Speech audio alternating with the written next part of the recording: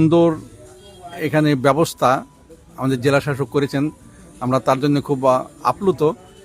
তবে একটা জিনিস আমাদের এবার খুব দৈন্যদশার মধ্যে, ঠিক পাঠক নেই।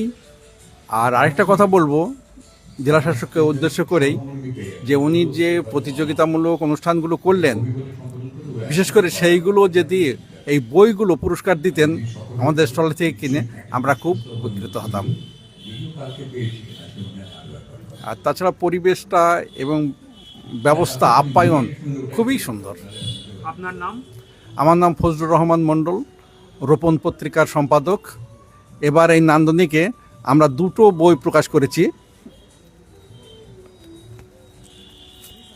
একটা হচ্ছে আমাদের স্বনামধন্য কবি জয়নাল আবেদিনের খোকার ছড়া, এবং আমি ফজলুর রহমান মণ্ডল আমার ছড়াই ছড়াছড়ি এই নান্দনিকে প্রকাশিত হলো।